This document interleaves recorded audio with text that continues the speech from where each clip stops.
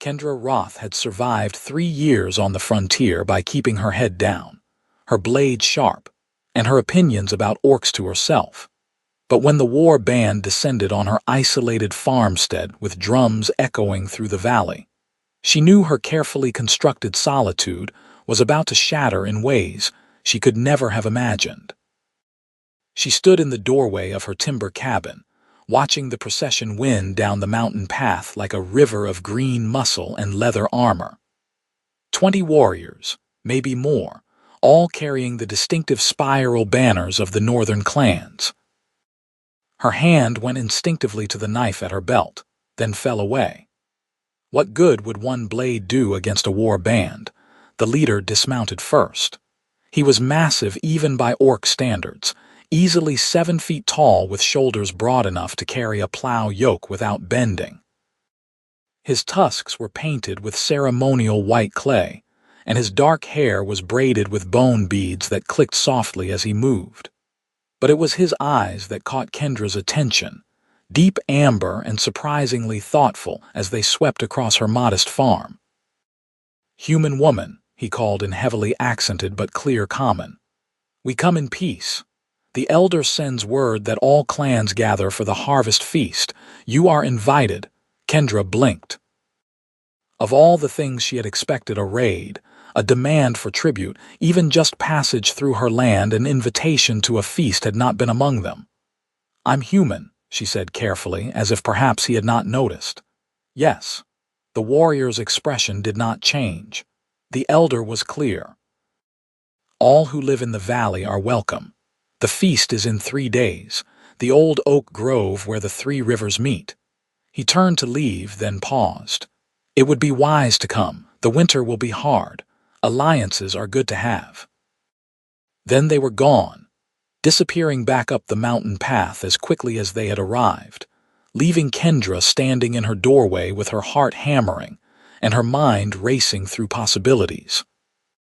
3 days later, she found herself riding her aging mare toward the oak grove, wearing her only decent dress under her travel cloak, and carrying a basket of the preserves she had spent the previous day frantically preparing.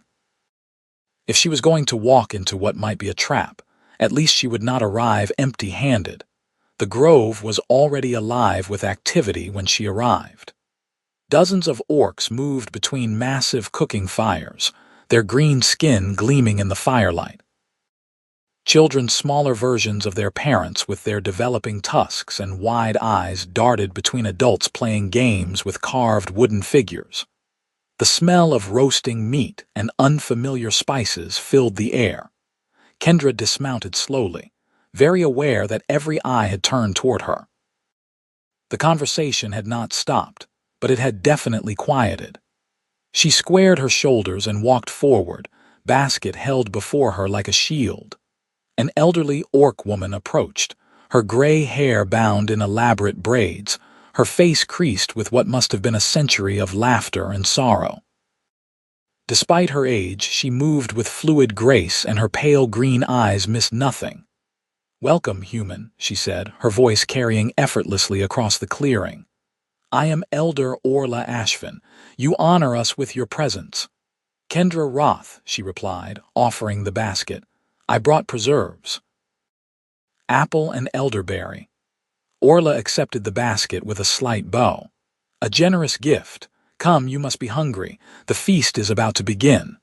She was led to a long table constructed from split logs, already groaning under the weight of platters and bowls.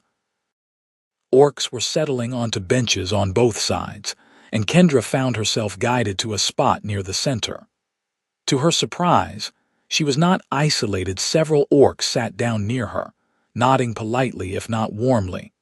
The warrior who had visited her farm sat across, and several seats down. Up close, she could see the scars that decorated his arms, each one probably a story. He was speaking quietly with another warrior, but his eyes kept drifting her way. "That is my son, Kieran," Orla said, settling beside Kendra with surprising informality. "He leads the Northern Patrol. He was the one who insisted you be invited." "Why?" The question escaped before Kendra could stop it.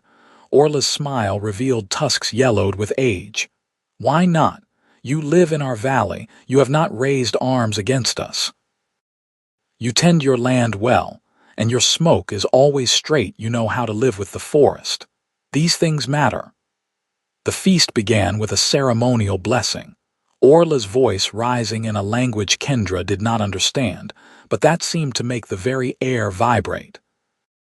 Then platters were passed, and Kendra found herself trying foods she had never encountered: spiced meats rubbed with crushed juniper, root vegetables roasted in clay, a thick stew that burned pleasantly on the tongue. She was cautiously trying to navigate the etiquette when a young orc woman sat down beside her. She was perhaps Kendra's age, with a long black braid and a friendly, open expression. I am Alwyn Ashvin, she said. The elder's granddaughter. You look terrified. Kendra nearly choked on her stew. I'm not. You are gripping that spoon like it is a weapon. Alwyn grinned, her small tusks gleaming. Relax. If anyone wanted to harm you, they would not waste good food first. Despite herself, Kendra laughed. The tension in her shoulders eased slightly. Fair point.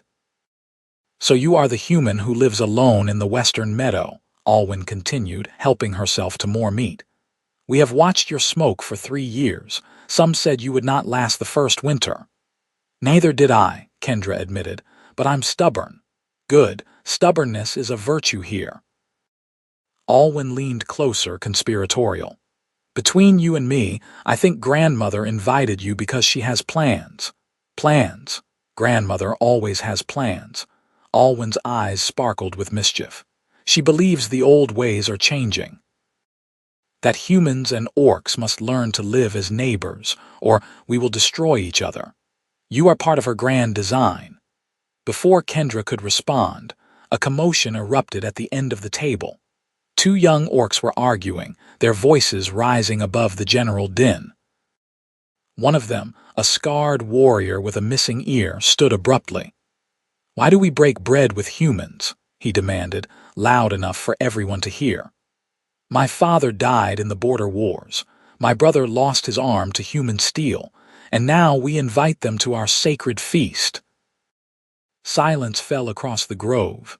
Kendra felt ice settle in her stomach. Kieran rose slowly from his seat. His voice, when he spoke, was calm but carried absolute authority. Your father and brother died with honor, Garak. No one dishonors their memory. But this woman did not wield the blade that killed them. She has lived peacefully on land we do not claim. She deserves our respect. She is human, Garak spat, and you are letting old hate poison your honor. Kieran's amber eyes were hard. Sit down or leave the feast. Those are your choices. For a long moment, the 2 warriors stared at each other. Then Garak spat on the ground and stalked away into the darkness beyond the fires. Several others followed him, but most remained. Orla stood, her voice cutting through the tension. Grief makes us speak harshly, she said. But hatred is a burden that crushes the one who carries it. We have invited Kendra Roth because she has proven herself a good neighbor. That is enough. Gradually, conversation resumed, but the ease of before was gone, replaced by a careful politeness that was almost worse. Kendra picked at her food, appetite vanished. It was fully dark when the dancing began. Drums emerged from somewhere, their rhythm steady and hypnotic. Orcs began to move in patterns that seemed both martial and celebratory, their bodies flowing through forms that were probably as old as the mountains themselves. Kendra was preparing to quietly slip away when Alwyn grabbed her hand. Oh no, the orc woman said firmly. You cannot leave yet. The choosing ceremony has not happened. The what? Alwyn's grin was positively wicked. You will see. Orla stood again, and the dancing stopped. The old woman's voice carried across the grove with surprising power. Before the feast ends, we honor our oldest tradition, she announced. The choosing. 3 of our warriors have reached the age and earned the honor. Tonight, they offer themselves to be chosen. 3 young orcs stepped forward, 2 males and a female, all in their prime. all bearing the scars and bearing of seasoned fighters. They stood before the crowd with heads held high. According to our ways, Orla continued, the choosing is simple. The one who wishes to claim a warrior as their mate must bite their hand before all witnesses. If the warrior accepts, they close their hand around the bite. If not, they pull away. Kendra watched as several orc women approached the warriors. 2 quick choosings happened, hands extended, brief bites, hands closed, cheers erupting. The couples embraced while the crowd roared approval. It is actually quite romantic, Alwyn whispered. The bite represents trust. To allow someone to wound you, even symbolically, shows courage. To accept the bite shows equal courage. Interesting tradition, Kendra murmured, already thinking about the long ride home in the dark. There is more, Orla called. Our tradition says any may choose. Male or female, young or old, orc. She paused meaningfully. Other. Kendra's stomach dropped as she realized where this was going. We have another warrior who has reached the age, Orla continued. Kieran Ashvin, my grandson, leader of the Northern Patrol. He offers himself to be chosen. Kieran stepped forward. In the firelight, he looked like something from legend, all strength and controlled power. His expression was carefully neutral, but Kendra thought she saw tension in his shoulders. Several orc women approached him. Each studied him carefully, then stepped back. One by one, they declined to choose. Murmurs rippled through the crowd. Well, Alwyn said softly beside Kendra, that is unexpected.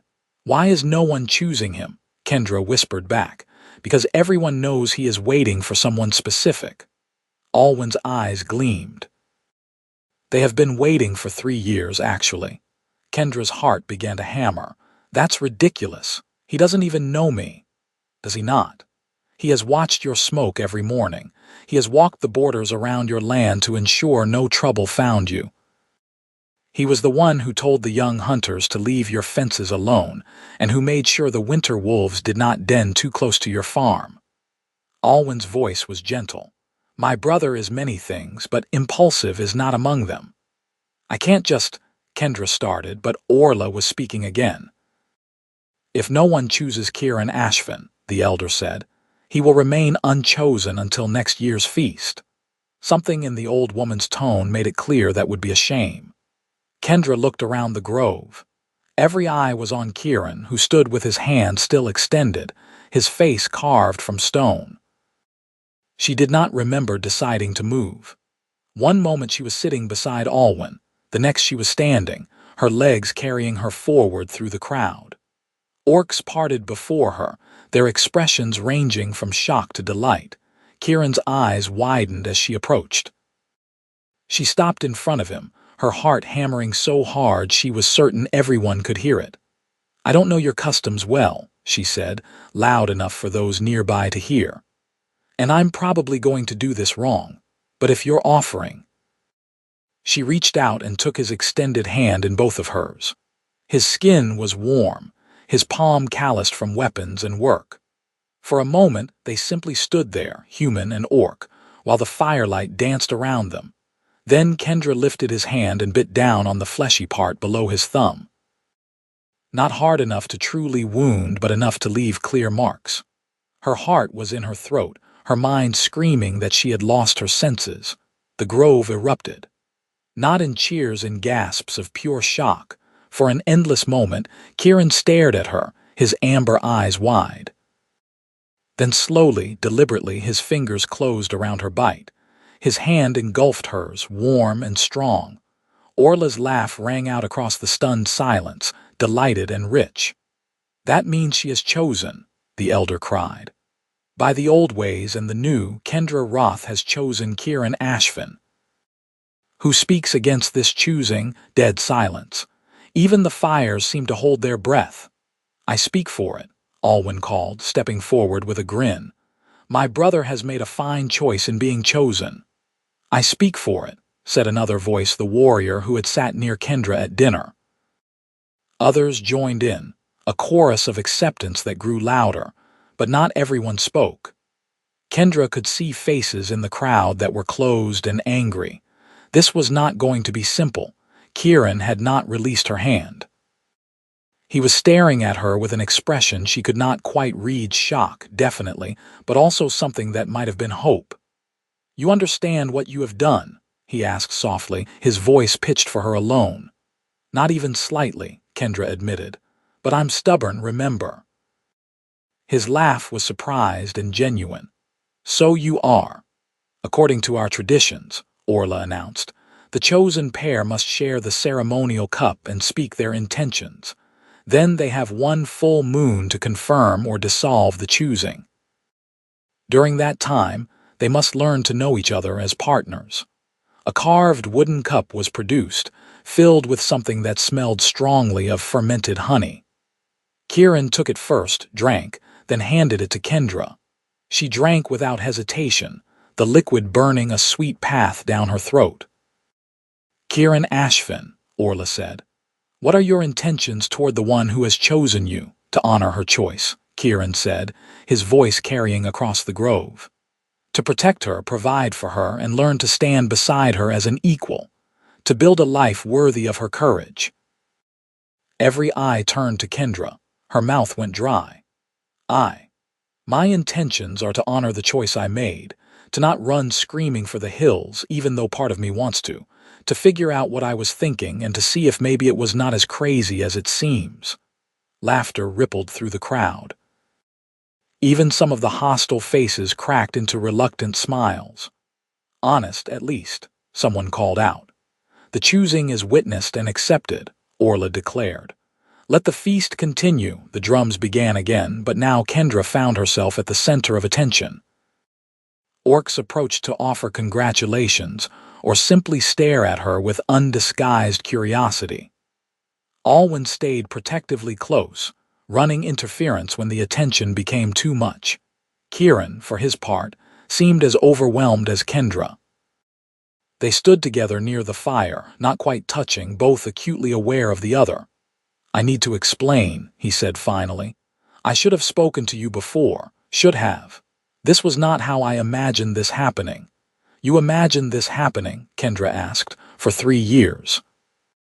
He met her eyes. "From the first time I saw you that first spring, you were working in your garden and you were singing some human song about rivers. You looked so determined, so fierce, even covered in mud. I thought I had never seen anyone so alive." Kendra's breath caught. "You could have just introduced yourself." "Could I? A 7-foot orc warrior appearing at your door, you would have thought I was there to raid or worse." He shook his head. "So I watched from a distance, made sure you were safe, and told myself I was a fool for wanting what could never be." "Why did you have yourself offered at the choosing ceremony then?" "Because my mother told me I was being a coward." His smile was rueful. "She said if I was going to pine, I should at least give fate a chance to decide. I never thought."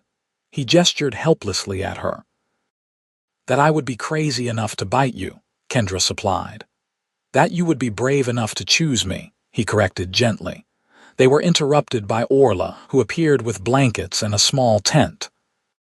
"According to tradition, the newly chosen pair should spend the night here in the grove under the stars. You need not."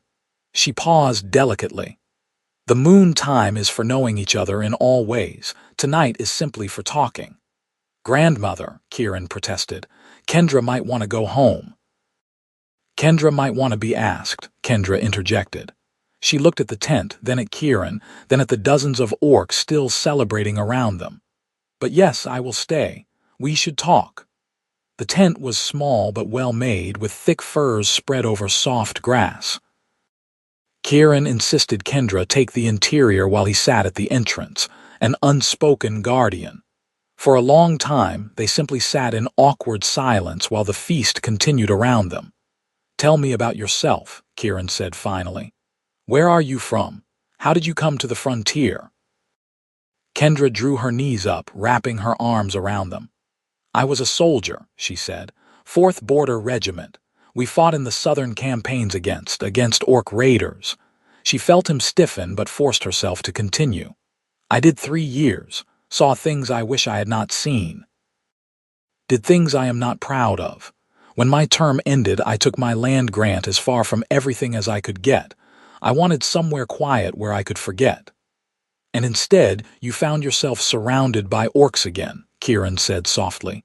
Yes, but you were not raiders, you were just people.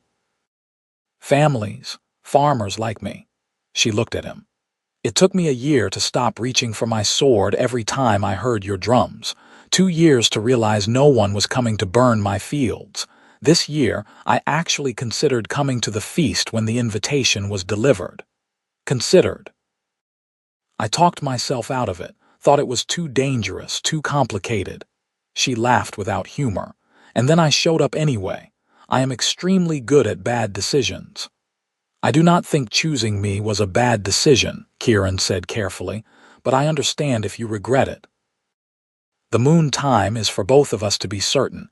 You can change your mind, can you? No. The word was simple, absolute. I have been certain for 3 years, but you deserve time to be certain too. They talked deep into the night, trading stories carefully at first, then with growing ease. Kieran told her about growing up in the clan, about learning to fight and hunt, about the pressure of being the elder's grandson and always having to prove himself worthy. Kendra talked about her childhood in a border town, her decision to enlist, the friends she had lost. I killed orcs in the war, she said finally, the words tasting like ash. I do not know if they were from your clan, but they might have been. I need you to know that. Kieran was quiet for a long moment. I have killed humans, he said, raiders who came into our territory. Soldiers who burned our settlements. War makes killers of us all. Does that make it acceptable? No, but it makes it understandable. You did what you believed was right at the time. I cannot hate you for surviving. He shifted slightly. My uncle died in the southern campaigns. He was a raider by your definition. By ours, he was defending our hunting grounds from encroachment. Both truths exist at once. It is all so complicated, Kendra whispered. Yes, but that does not mean it is impossible.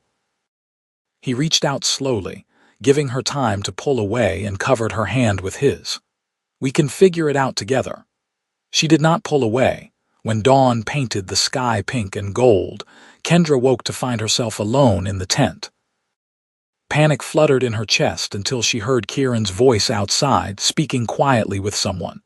She emerged to find him standing with Alwyn, both of them looking serious. What is wrong?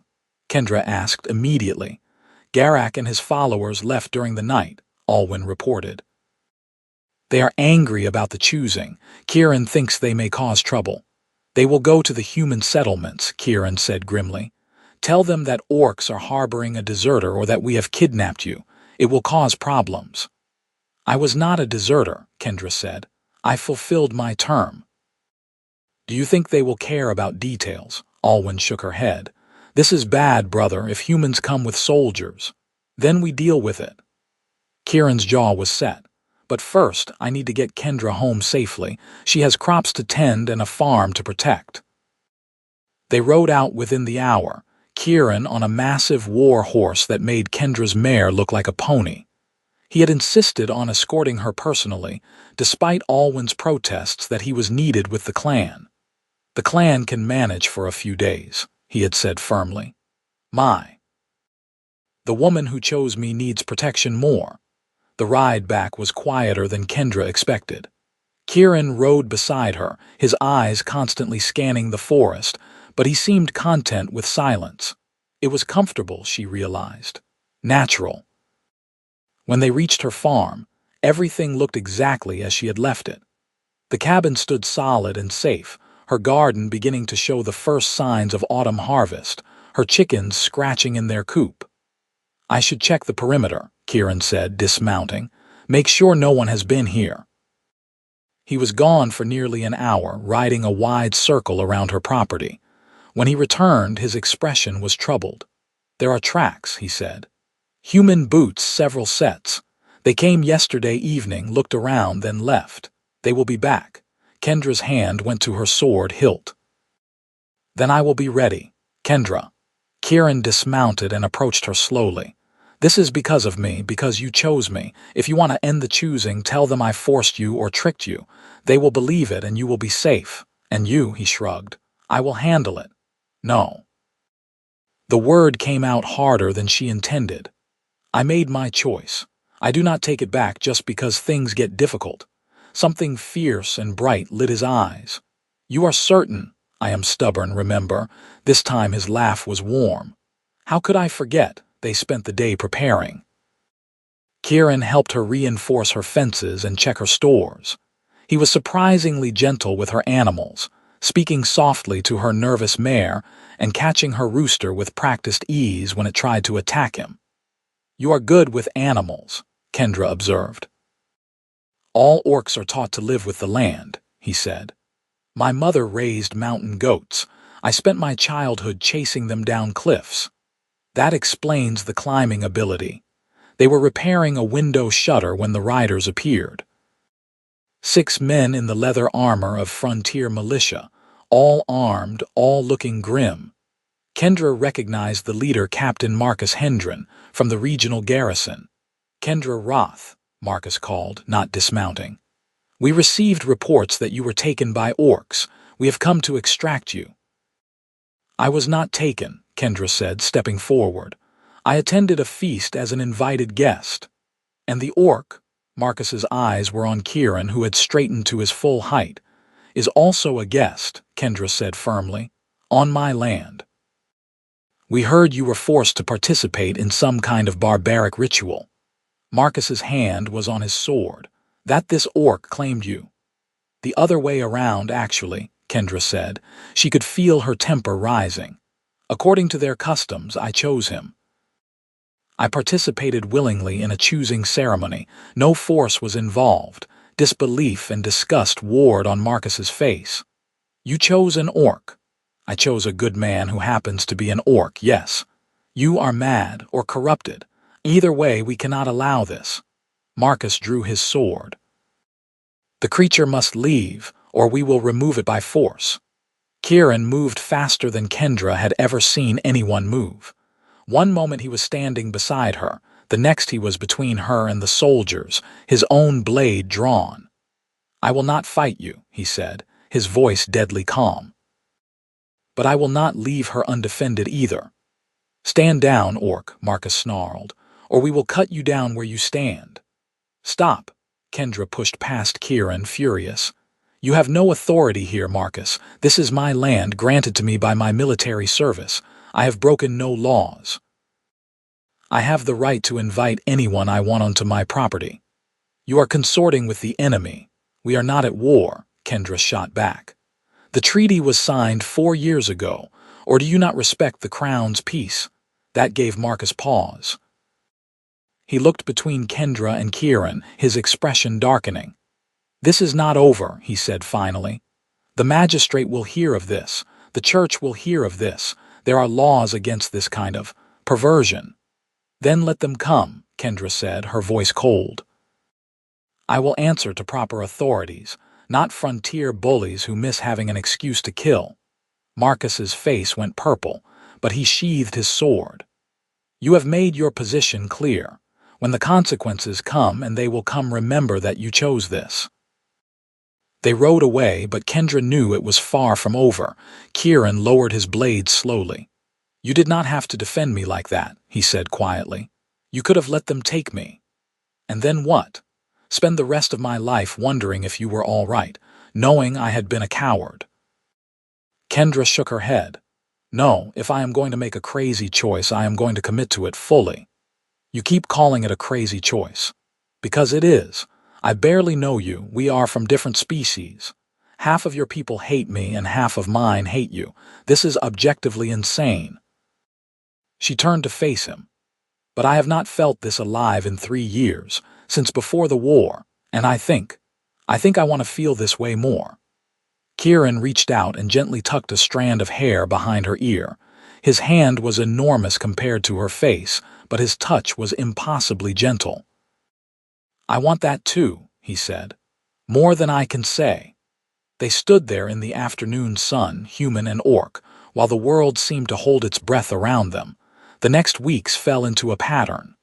Kieran returned to his clan during the days, attending to his duties as patrol leader. But every evening he rode to Kendra's farm, helping with the harvest, repairing things that needed fixing, simply being present.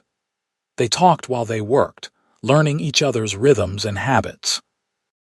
Kendra discovered that Kieran sang while he worked, deep songs in his own language that made her heart ache with their beauty. He discovered that she was vicious at the strategy game he taught her, beating him 3 times out of 5 within a week. "You think like a warrior," he said after she destroyed his position with a brilliantly brutal series of moves. "I was a warrior," she reminded him. "You still are. You just chose a different battlefield." Alwyn visited frequently, bringing news from the clan and supplies Kendra would not have accepted if they had been presented as charity. She had a gift for making everything seem like casual friendliness, rather than the careful diplomacy it actually was. "Grandmother is pleased," Alwyn reported one evening, helping Kendra preserve the last of the summer vegetables. "She says your choosing was the bravest thing she has seen in 50 years. Or the most foolish," Kendra said. "With grandmother, those are often the same thing." Alwyn grinned. "But seriously, you have given hope to many of the younger generation, that we might find a way to live alongside humans, not in spite of them. No pressure then. None at all. Just carry the weight of interspecies relations on your shoulders while also running a farm and figuring out if you actually like my brother." Alwyn's expression turned more serious. "How is that going, by the way? The figuring out part?" Kendra was quiet for a moment, her hands still in the brine. "I like him," she admitted. "More than I expected to. He is kind and funny and he listens when I talk. He does not treat me like I am fragile just because I am human. But I am scared of messing this up, of hurting him. Of the fact that every time we are together, we are taking a risk that could get one of us killed." She looked at Alwyn.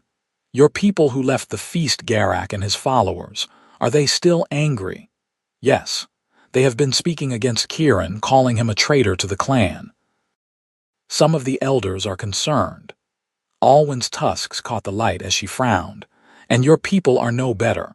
The church has been preaching against unholy unions. The magistrate has been asking questions. So we are making everyone miserable." "You are making everyone think," Alwyn corrected.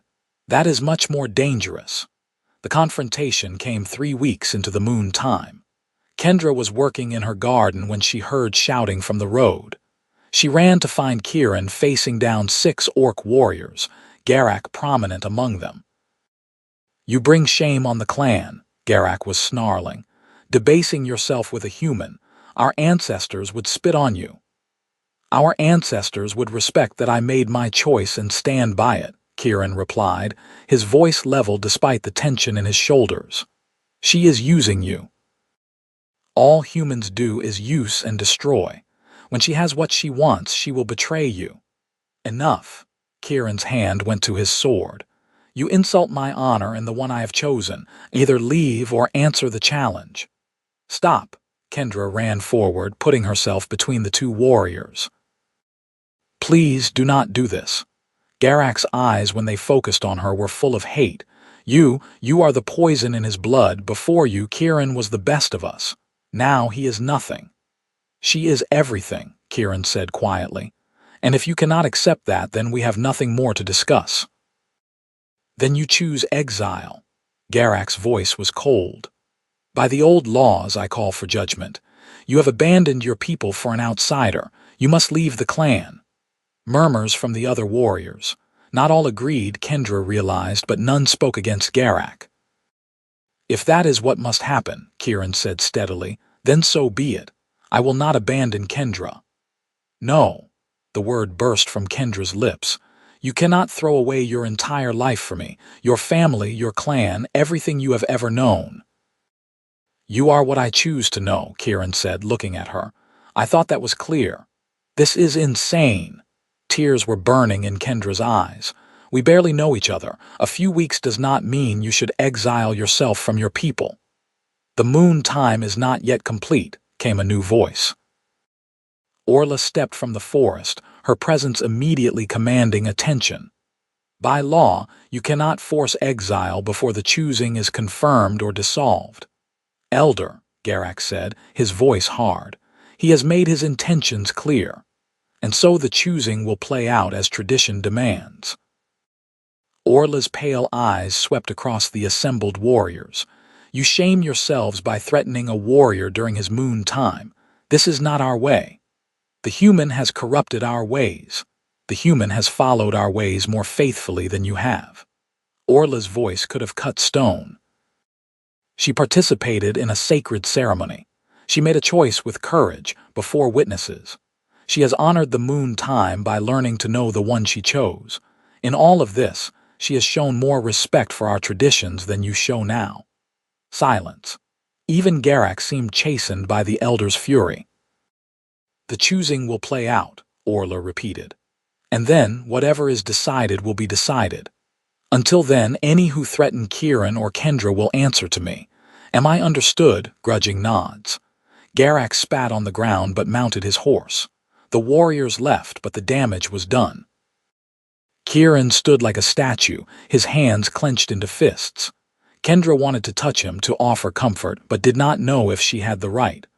Orla turned to them both, her expression softening. Come, we must talk. They sat in Kendra's cabin, the three of them around her rough-hewn table. Orla accepted tea with grave courtesy, then fixed them both with a measuring look. The moon time was supposed to give you space to know each other, she said. Instead, it has forced you into a crucible. That is not fair, but it is reality. So now you must decide, both of you, what you truly want. I want Kendra, Kirin said immediately. I know what you want. I am asking if you understand what you are choosing. Orla's voice was gentle but firm. If you continue this path, you may lose your place in the clan. You will certainly lose friends. Your life will be more difficult in every way. I know. And you, Orla turned to Kendra, you will be seen as a traitor by many of your people. The church may move against you. You could lose your land, your livelihood, everything you have built. I know that too, Kendra said, her voice shaking only slightly. Then why? Why not simply dissolve the choosing and go your separate ways? You could each find peace that way. Kendra looked at Kirin, really looked at him. At the strong lines of his face, the amber eyes that watched her with such hope and fear intermingled. At the hands that had helped her harvest and repair and build. At the person she had come to know in stolen evening hours and shared laughter. Because I think I could fall in love with him, she said quietly. Maybe I already have, and I am tired of being afraid. Tired of living half a life because it is safer. I survived the war. I built a farm from nothing. I can survive this too. Kirin's breath caught. He reached across the table and took her hand, engulfing it in his. I am already in love with you, he said. I have been for 3 years. I just did not know how to say it. You are both young fools, Orla said, but her eyes were bright. But perhaps that is what the world needs. Old fools like me have not managed to bridge the divide between our peoples. Maybe it takes young fools to try a different way. She stood, moving to the door. The moon time has 1 week remaining. At the next feast you must stand before the clan and confirm or dissolve your choosing. Whatever happens, I will stand with you, but you must be certain. When she was gone, Kendra and Kirin sat in silence for a long moment. I meant what I said, Kirin said finally. About loving you, I know. I am terrified by it. Kendra laughed shakily. A month ago, I was alone on a farm, bothering no one. Now I am somehow at the center of an interspecies incident. We could still end this, say it was a mistake. Could we, though? Could you really walk away? No, he admitted. But I would if it was what you truly wanted. Your happiness matters more than mine. Kendra stood and walked around the table. She stood in front of Kirin's chair, and he looked up at her with such vulnerability in his eyes that her heart cracked. I do not want you to walk away, she said. She cupped his face in her hands, feeling the strength of his jaw, the surprising softness of his skin. I want you to stay. I want to see where this goes. I want to be brave enough to love you back." He turned his head and kissed her palm, a gesture so tender she could barely breathe. "Then that is what we will do," he said. "Together." The final week of the moon time passed in a strange suspension. Kieran moved into the small barn on Kendra's property, refusing to compromise her reputation further by staying in the cabin but unwilling to leave her undefended. They worked side by side during the days, preparing for the coming winter and the confrontation they both knew was inevitable. The human authorities came twice more, once a church official who lectured Kendra on morality and sin until she politely showed him the door, and once the magistrate who warned her that continuing her association with the orc would result in her land being revoked.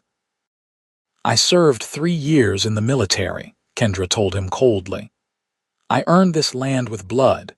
You will take it from me over my dead body." "That can be arranged," the magistrate said, but he left without pushing further. On the night before the final feast, Kendra could not sleep. She found Kieran sitting outside the barn, staring up at the stars. "Cannot sleep either?" she asked, settling beside him. "Too much thinking." He did not look at her. "Are you certain, Kendra, truly certain? Because once we confirm the choosing tomorrow, there is no going back. We will be bound in the eyes of my people. To dissolve it after that would require a formal separation, and it would shame us both. Are you trying to talk me out of this? I am giving you one last chance to run." His smile was sad. "I love you enough to let you go if that is what you need." Kendra took his hand, lacing her fingers through his despite the size difference. "I am not running," she said. "I am done running from things that scare me. You scare me, Kieran.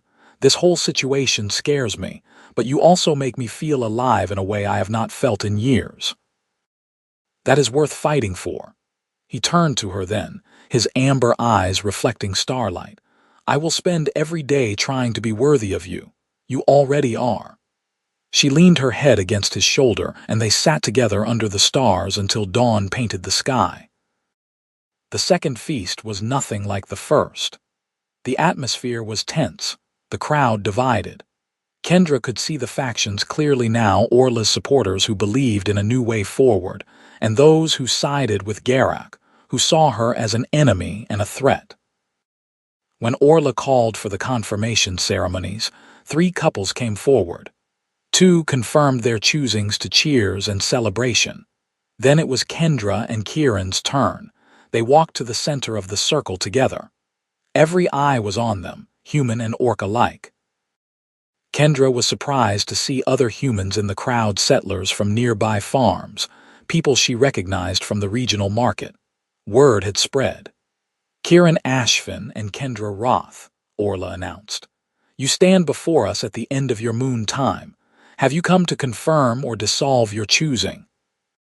"We confirm," Kieran said, his voice clear and strong. "We confirm," Kendra echoed. "Then by the old laws and the old ways you are bound. What is joined here cannot be easily severed." Orla paused, then added, "And may the ancestors guide you, because you will need all the help you can get." Nervous laughter rippled through the crowd, then Alwyn stepped forward. "I stand with my brother and his chosen," she announced. "Any who challenge them challenge me." "And me," said another warrior, stepping forward, then another, and another. To Kendra's shock, nearly half the assembled orcs moved to stand with them, but the other half did not move. Garak stood at their center, his face twisted with disgust. "You are all traitors," he said. "When this human betrays us, and she will betray us, remember that I warned you." "You know nothing about me," Kendra said, stepping forward, her voice carried across the grove. "You judge me on what I am, not who I am. That is your failing, not mine. You are human. That is enough.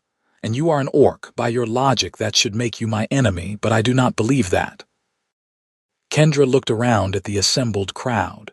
"I was a soldier. I fought in the border wars. I killed your people, and I am not proud of that.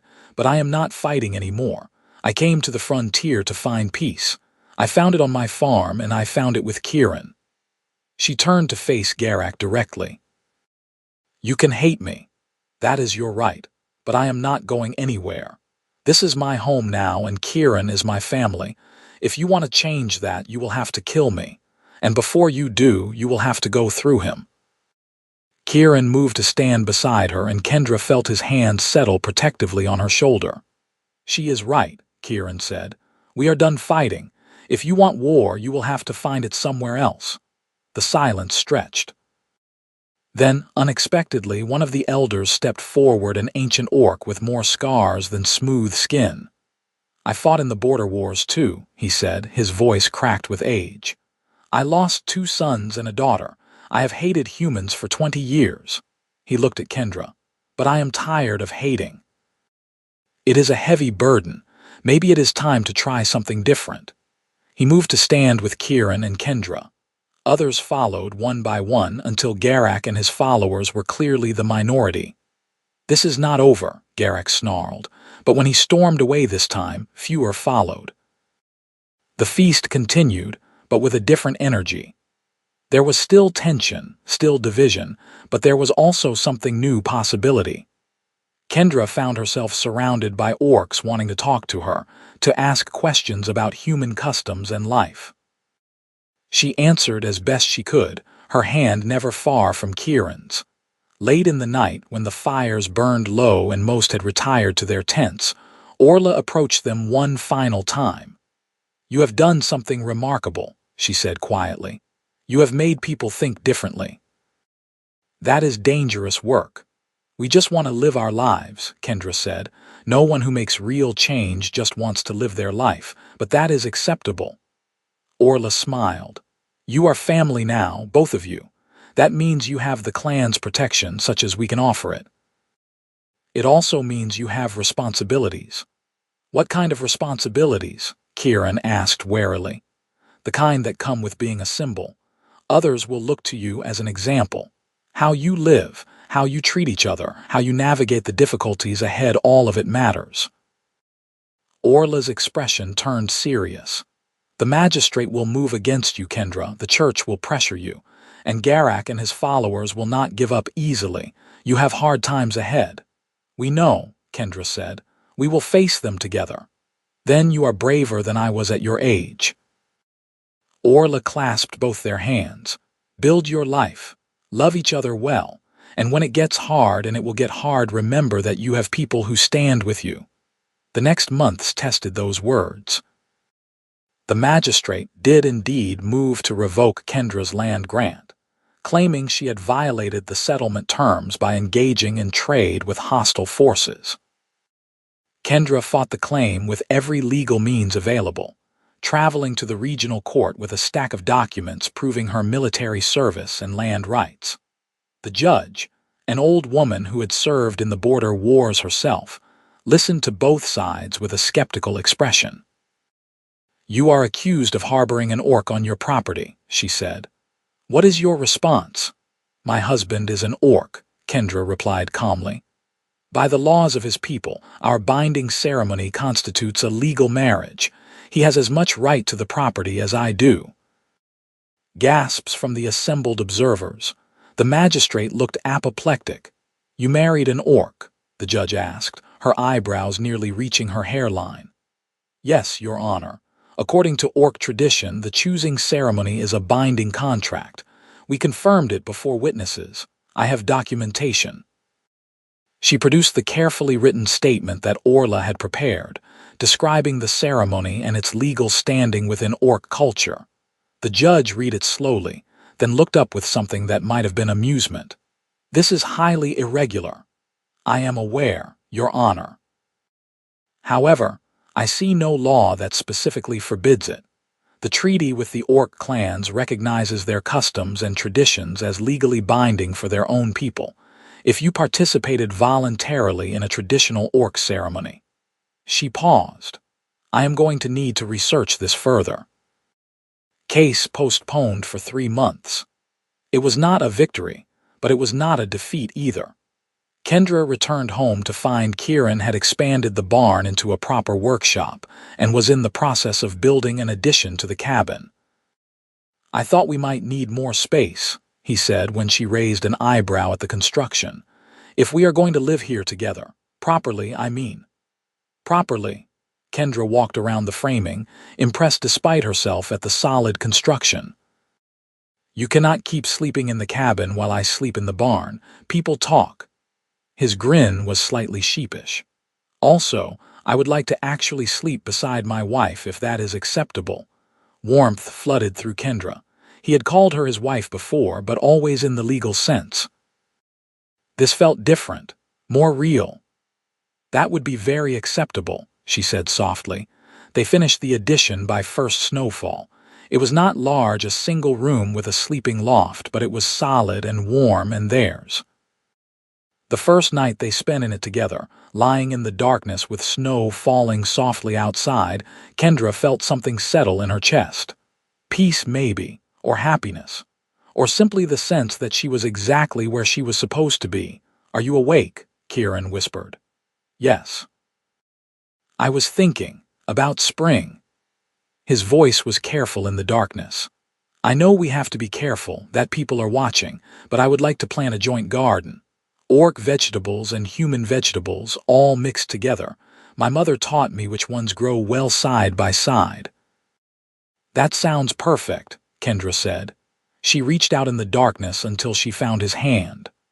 "I want to build something that lasts, Kieran, not just for us, but as proof that this can work, that humans and orcs can live together, build together."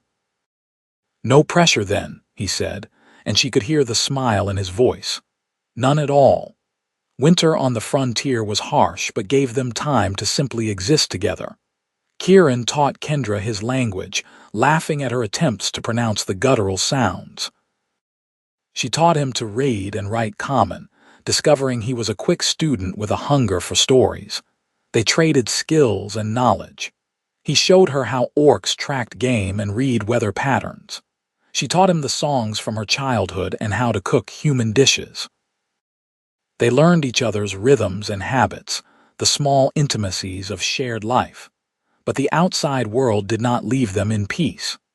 In midwinter, a group of church officials arrived with a squad of soldiers, demanding entrance to inspect the property for evidence of dark practices.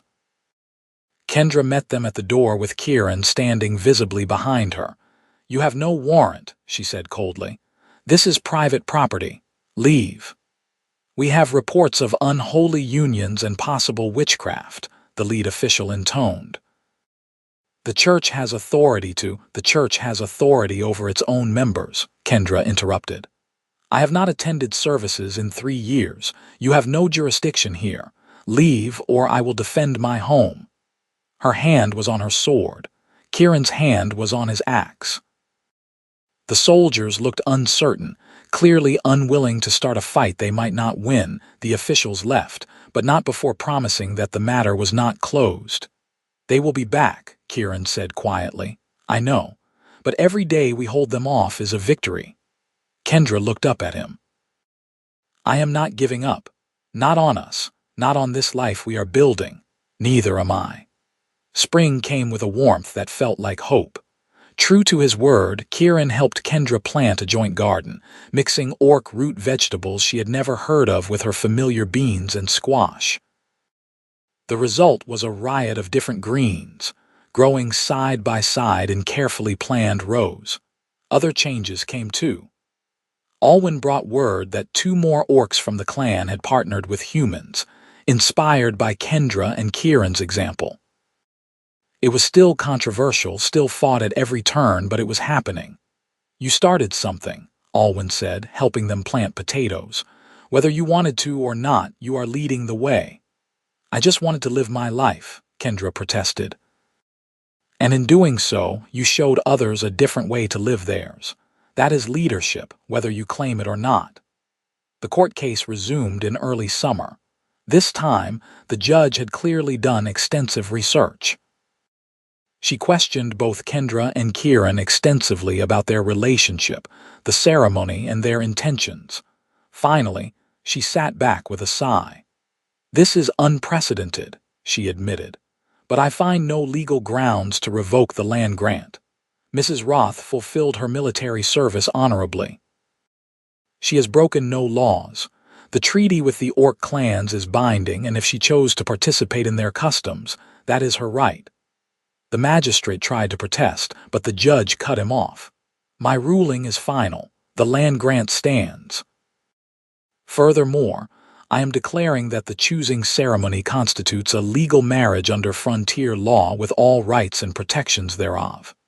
Kendra felt like she might faint. Beside her, Kieran had gone very still. You mean? Kendra started. I mean you are legally married, in both human and Orc law. Congratulations. The judge's smile was slight but genuine. I suspect I will live to regret this ruling, as it opens a door I am not sure we are ready to walk through. But the law is the law, and you have followed it to the letter. They walked out of the courthouse in a daze. A small crowd had gathered, some supportive, some hostile. Kieran kept his arm around Kendra, both protective and possessive. We won, Kendra said, still not quite believing it. We did. Kieran looked down at her, his amber eyes bright. You are my wife, legally, officially, in every way that matters. And you are my husband, she laughed, giddy with relief and joy. An Orc husband. My mother would have a heart attack. Is your mother likely to visit? No, she disowned me when I enlisted. I am safe on that front. They rode home slowly, taking the long route that let them avoid settlements. The land was green and lush, the summer air warm and perfect. When they reached the farm, everything looked exactly as they had left it: their cabin, their garden, their life. I have something for you, Kieran said as they dismounted. He reached into his pack and pulled out a carved wooden box. Inside was a necklace, a pendant carved from pale wood in the shape of two hands clasped together. In my culture, this is given when the choosing is confirmed as permanent, he explained. I have been carrying it for weeks, waiting for the right moment. Kendra took it with trembling fingers. The craftsmanship was exquisite, every detail perfect. You made this during the winter. When you were sleeping. He looked almost shy. Do you like it? Instead of answering, Kendra turned and lifted her hair. Put it on me. His hands were gentle as he fastened the necklace. The pendant settled against her collarbone, warm from his touch. I love it, she said, turning to face him. I love you. I love you too. He cupped her face in his hands, so gentle despite his size. More than I can say. She pulled him down and kissed him, pouring everything she felt into that contact. When they finally broke apart, both breathing hard, the sun was setting in shades of gold and red. Come inside, Kendra said, taking his hand. We have a marriage to properly celebrate.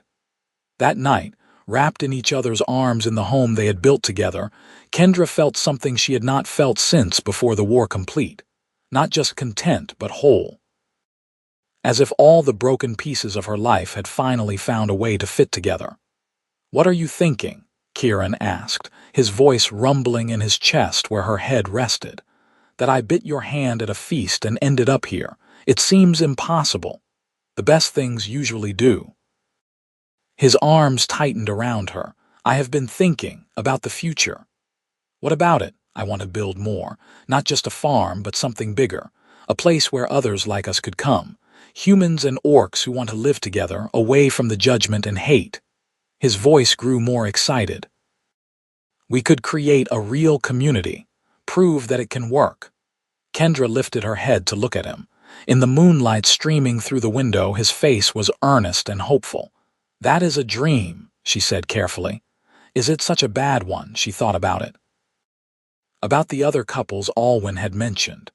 About the humans and Orcs she had seen at the feast who were curious and open. About the land around them, still wild and unclaimed. No, she said slowly. It is not a bad dream at all. It would be hard. We would face opposition from everyone.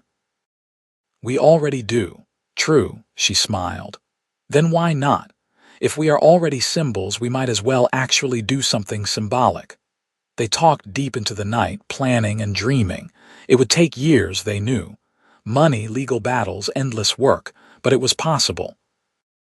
a settlement where the only requirement was a willingness to see past species and history to the person underneath. Summer passed in a blur of work.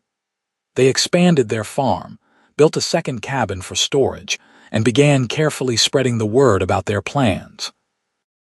The response was mixed, but not entirely hostile. Several families, both human and orc, expressed cautious interest. Garak and his followers remained a threat, occasionally appearing at the edges of Kendra's property to shout threats or leave ominous signs. But they never attacked directly, perhaps deterred by the growing number of people who supported Kieran and Kendra. On the anniversary of the first feast, Orla announced that Kendra and Kieran would host the celebration at their farm. It was a statement, a declaration that their union was not just accepted but celebrated. They prepared for weeks, expanding the outdoor space, building tables, planning food. When the day arrived, Kendra was terrified that no one would come. She need not have worried. Orcs arrived at dawn, bringing food and supplies. Humans from nearby settlements followed, cautious but curious. By midday, their farm was filled with people of both species, mingling with varying degrees of comfort. Kieran found her standing on the porch, watching the chaos with wide eyes. "This is insane," she said. "This is hope," he corrected. He took her hand and led her down into the crowd. "Come on, we have a feast to attend." The celebration was everything the first feast had been and more. Food was shared, stories exchanged, children of both species chasing each other in games that transcended language. There were tense moments. Old prejudices did not die easily, but they were outnumbered by moments of genuine connection. As the sun set and the dancing began, Orla stood to speak. "A year ago, a human woman bit my grandson's hand at a feast," she announced, her voice carrying across the crowd. Everyone gasped. Some were horrified, some were delighted, but everyone understood that something had changed. She gestured to where Kieran and Kendra stood together. "They have built something remarkable, not just a farm, not just a marriage, but a bridge, between peoples who have been enemies for generations, between fear and hope." Orla's pale eyes swept across the assembled crowd. Not everyone will walk across that bridge. Some prefer the familiar ground of hatred, but for those brave enough to try, the way is open. She raised her cup. To Kieran and Kendra, to courage, and to the future they are building for us all. The cheer that went up was not universal, but it was loud. Kendra felt tears burning in her eyes as she looked around at the impossible gathering on her farm. At the faces, human and orc, raised in celebration. Kieran pulled her close, and she wrapped her arms around him, this orc warrior who had somehow become her everything. "Did you ever imagine this?" She whispered, "No, I imagined you. The rest is just a very pleasant surprise." He kissed the top of her head. "Though I suppose we should start planning that community we discussed. It seems we have volunteers." Kendra looked around again at the crowd, at Alwyn laughing with a human farmer, at orc and human children playing together without a thought for what made them different, at the future unfolding before them like a map to unexplored territory. "Then we had better get started," she said. The years that followed were not easy. They faced setbacks and opposition, legal battles and physical threats. But they also found allies and supporters, people willing to work for a different kind of future. 5 years after that first feast, the settlement of Crossroads was officially recognized by both orc clans and human authorities. 10 families lived there permanently, 5 human, 5 orc, all committed to building a community based on cooperation rather than fear. Kendra stood on the porch of the community hall they had built together, watching children play in the commons. Some were human, some orc, some the rare children born to mixed couples. All of them were simply children, laughing and playing without the weight of generations of hate. Kieran appeared beside her, their daughter perched on his shoulders. Olena was 3 years old with her father's amber eyes and her mother's stubborn chin.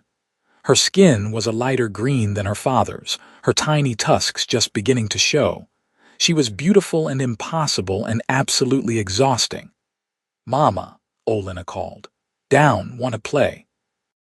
Kieran lifted her down carefully, and she raced off to join the other children. They watched her go, two parents with the universal expression of combined love and terror. "She is going to change the world," Kieran said softly. "She's going to give us gray hair first," Kendra replied. But she was smiling.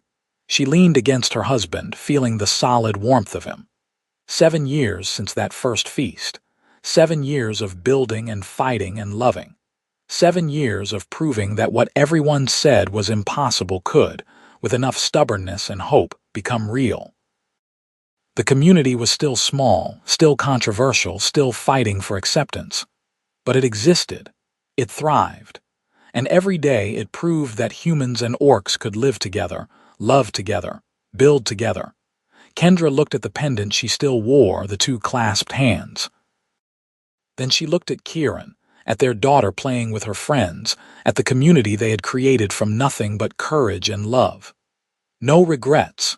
Kieran asked quietly, as if reading her thoughts.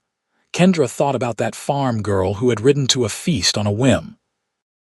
About the broken soldier trying to find peace. About the woman who had made the craziest decision of her life and bitten an orc's hand in front of everyone. "Not a single one," she said, and meant it with her entire heart.